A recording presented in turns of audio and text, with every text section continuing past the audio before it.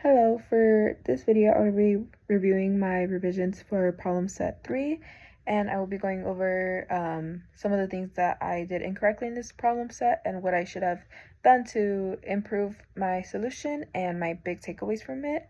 So for this video I will be going over 2C and 3, and I know when I was doing the problem set, these are definitely the questions that I struggled with the most, and it's definitely reflected on the deductions that I got. So I will be explaining what I got correct and what I think I did well, but then also what I should have improved on.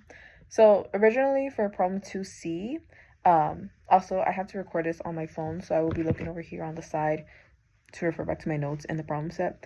But originally for problem 2C, I correctly explained that the discrepancy between the theoretical and actual runtimes happened because the RAM model assumes that all arithmetic operations take constant time O of 1. And then Python's multiplication on large integers becomes slower because of its big num arithmetic. However, I did not clearly explain how program 2 avoids this issue. And looking at the solutions, I definitely realized I should have emphasized more on this. So program 2 includes a mod 2 to the 32 operation inside its loops, and this keeps all the operands below 2 to the 32. So this means that the numbers never grow large, and every multiplication in program 2 involves fixed size operands. So this is why program 2's runtime remains linear. And in comparison, program 1 continuously squares all of its results, causing its operand size to grow exponentially.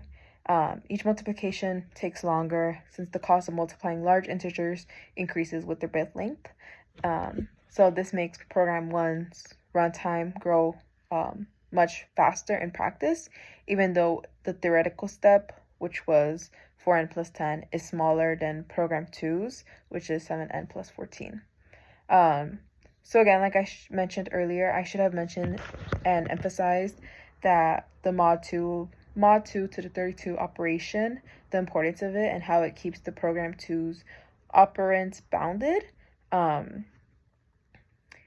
yeah, so I think that was one of the main parts that I missed, and definitely looking back now, I realized how much of a important component of that part of the solution is. So now for problem 3.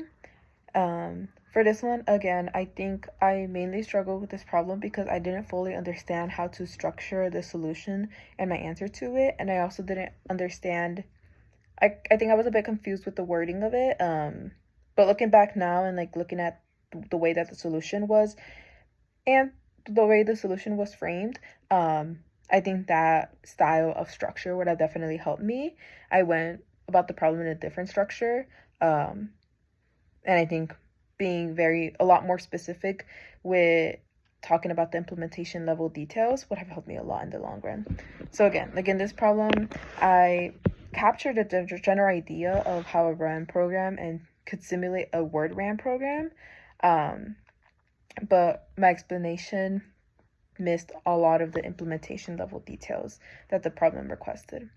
So looking at the official solutions that are for this problem, I definitely missed a lot of the different specific simulation steps, or I only mentioned them very broadly and didn't go into details into them. So I have because it's quite a bit, I put them right here to the side of me, but using a step counter that increments with each stimulated instruction and halts the simulation when it reaches T steps, explicitly simulating comparisons using subtraction and goto logic and showing that they could be done in O of 1 time, checking at initialization whether any inputs or constants exceed 2 to the W and immediately jumping to crash if they do, implementing malloc so that each new allocation increases the memory size S, with a check that includes S less than 2 to the W, and also justifying that the largest memory allocation accessed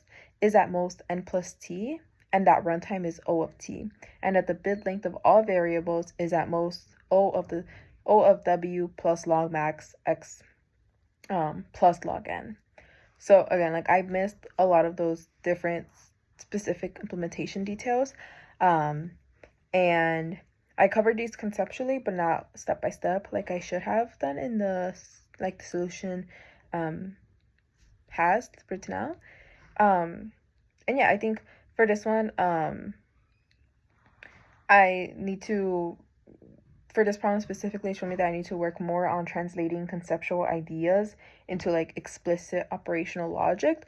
Because I definitely think like after looking at the solution, I realized more that I was missing a lot of that understanding of how I can translate these concepts into actual operational logic.